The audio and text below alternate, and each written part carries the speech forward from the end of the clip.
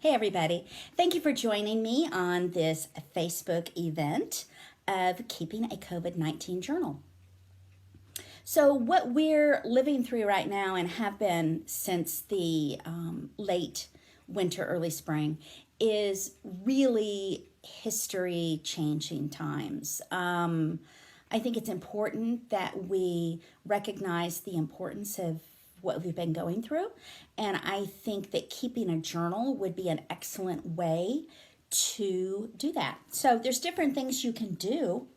You can just simply get an inexpensive 88-cent journal and write things in it.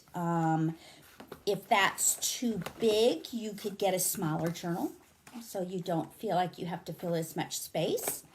Or you could even just get a little peewee journal like this and document, in this size. So the reasons that you want to keep a journal is just to help us remember our stories and to understand what our emotions are as we're going through this. It's a way to shift through the craziness that we're going through right now. It's a way to dream or imagine what the future will be afterwards. It's also a chance to sort of feel the tactile feel of paper and pen or pencil, to disconnect from electronics for a bit and to slow down and just focus on you and what's happening. It can also be a way to find some solutions to problems that we're having. And again, it's a way to be creative as well. So there are some ideas of what you can include. And that could be whatever's on your mind, anything, how you feel about it. So your observations about what's happening in society right now as a result of the pandemic, like remember that time when there was no Kleenex or toilet paper or flour or hand sanitizer or yeast or bleach or, all of those things about people losing their jobs. I mean, it's just been devastating for so many small businesses and for so many workers. You might want to journal about how you're altering your habits, new ways that you're learning to socialize. Like, are you on Facebook more? Have you become a Zoom expert? How are you passing the time if you do have extra time now? Are you reading more? Have you picked up a new hobby? Things like that. How are you coping with having children in your house all day? That's a big one. My goodness, that's a real stressor. And how are you dealing with trying to help them with their schooling, with distance learning? I mean, that's huge. How are you helping other people? Are you calling some of your friends or relatives to check on them and make sure they're okay?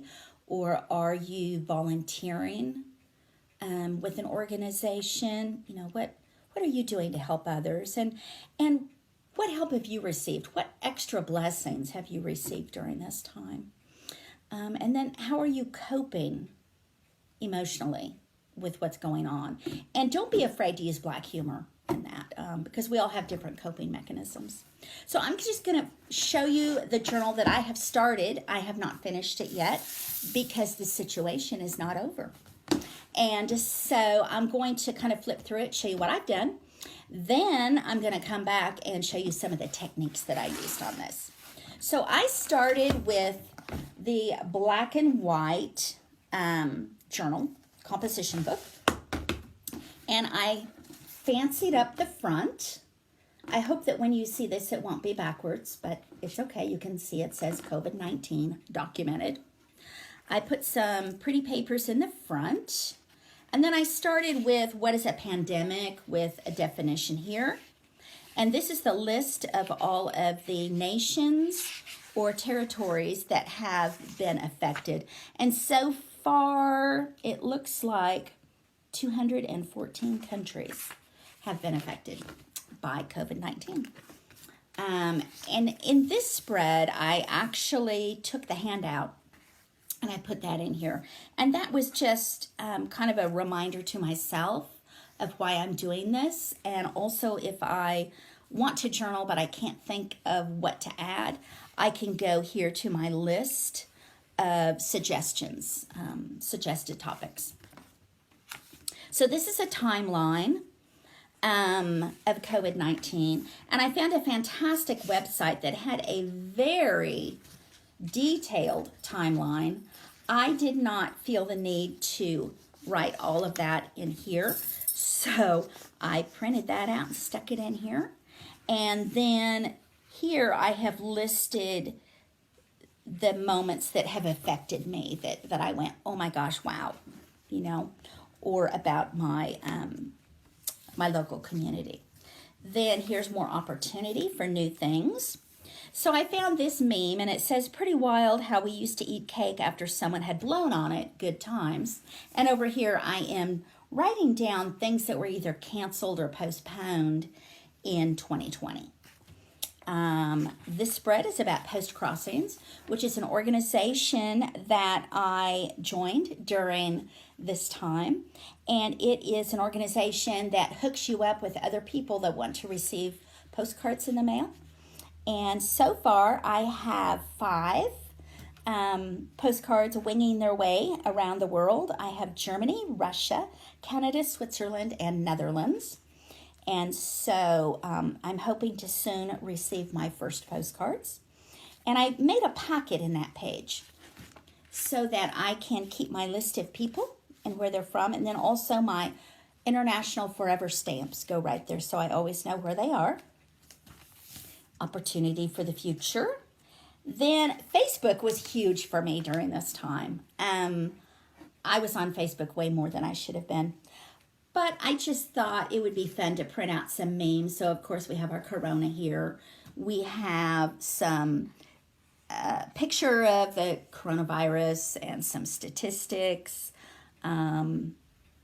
Closed for my library, very sad. Just some different things.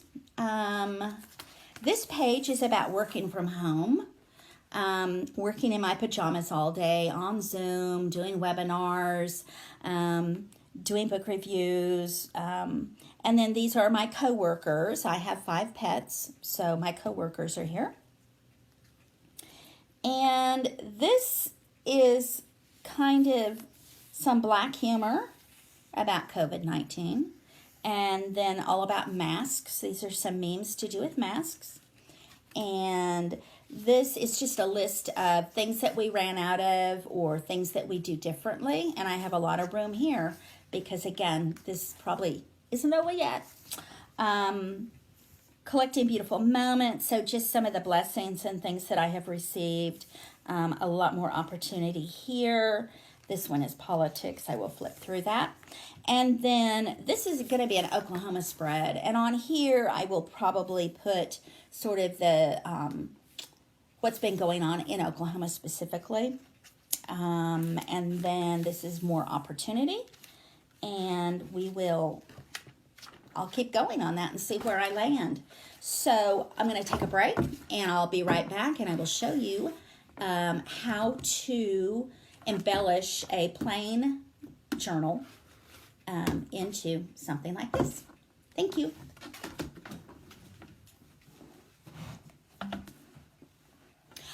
Okay, so now we're going to talk a little bit about turning this into this. So what I did was first I painted the cover with a flat black on this one. Then I stenciled with a dimensional effect. I let that dry. And then I went over it with a few different metallic colors of craft paint. I think there's a pewter, there's a silver, there's even a little bit of a gold shimmer in there. I did that with a really, really dry brush to get the paint just on the raised portions. So let me show you a little bit of what that is going to look like. I'm going to use this on cardstock right now for this demonstration. So you can get different types of dimensional effect pastes. They come in a lot of different brands at your local craft stores. So then you're going to take your stencil. I chose a kitty cat for this one because I'm going to use it on a different project. And lay it down, and then grab a little spatula. You can use like a plastic knife or a little scraper if you have one of these. Even an old credit card will work. So we just want to apply the paste. Can you see that? And kind of smooth it out with that spatula. It's going to fill in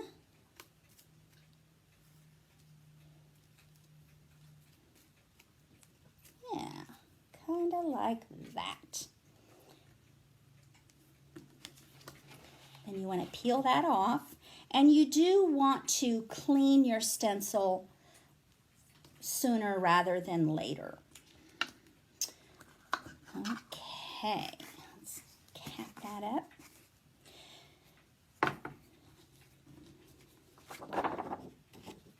So here's one that I've already done, and I think it's about dry. And I am not going to use paint on that one because I think it's not quite dry yet. I'm going to use a distress ink and a dauber to hopefully only hit the raised portions. I hope you can see this.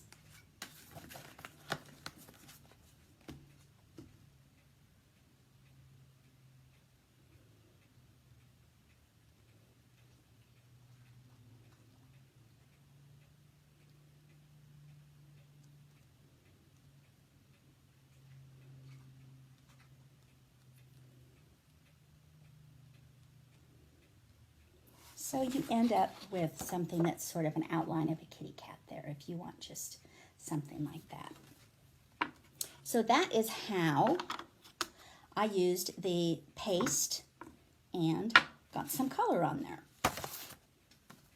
Now because the pages in these journals are pretty thin, one of the first things I did was start gluing pages together, because I knew I was going to be adding in a lot of different papers and photos and things like that. So that's really the first thing I did, was to set that up. So I just take a glue stick, and I am very generous with it.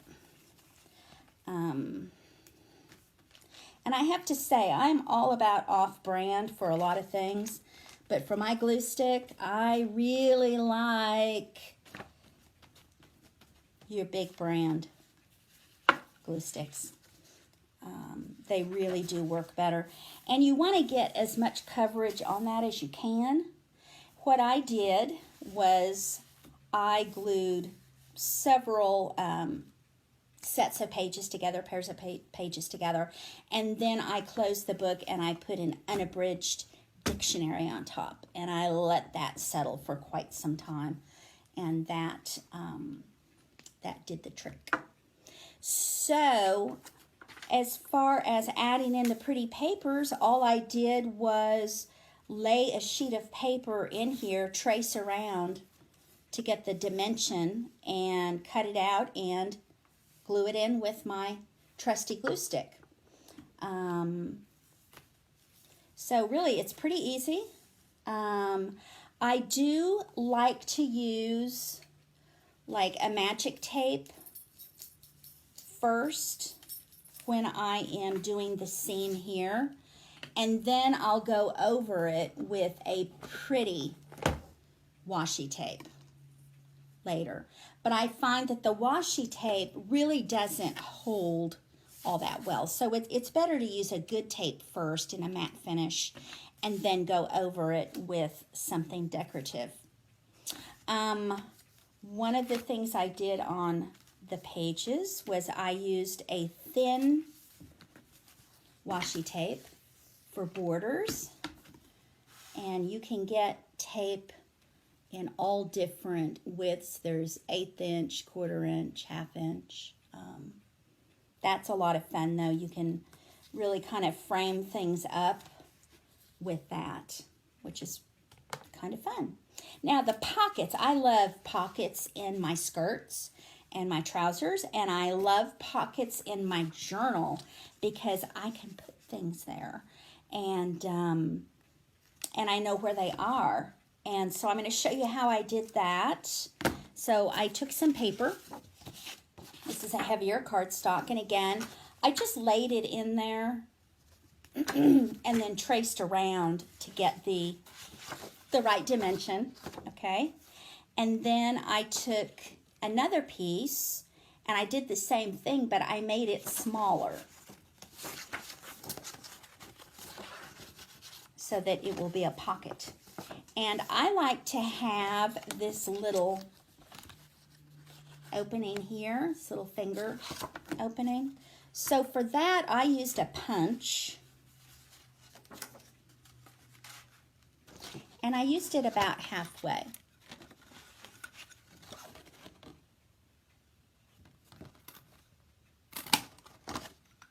Like so.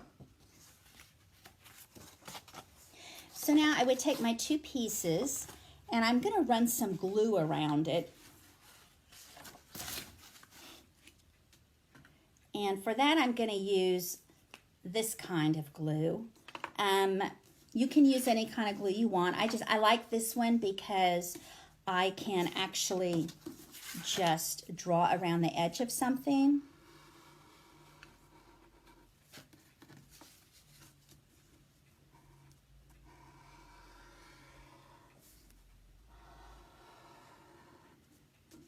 Around 3 sides here. And this is pretty sticky glue. One side. Nope, I was right the other time. Sorry. I'm trying to get my corners matched up. And for some reason, they're not matching up. So I'm going to do a little bit of trimming here to get them to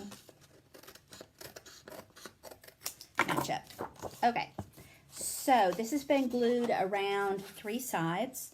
It's going to take a little bit for it to set up, but let me show you how I would then place it into the book. So I decide where I want it to go, and I've decided it's going to go here.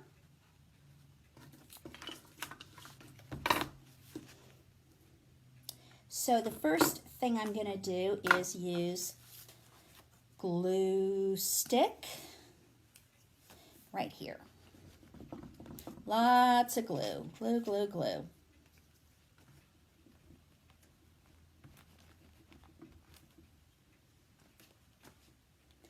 Then I'm going to go ahead and place this in there.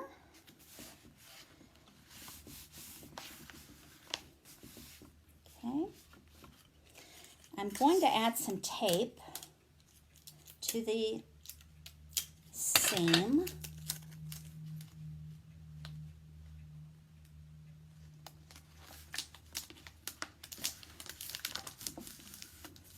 Here.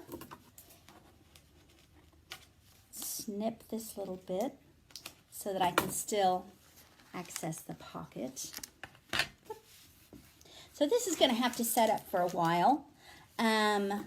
What I would do then is probably put another decorative paper here and tape it as well, and then go in with a decorative tape of some sort. Maybe this pretty little number here would go right on top of where the Scotch tape was. And then over here could be either the same tape or a different one. And you can just use as much of that as makes your heart happy.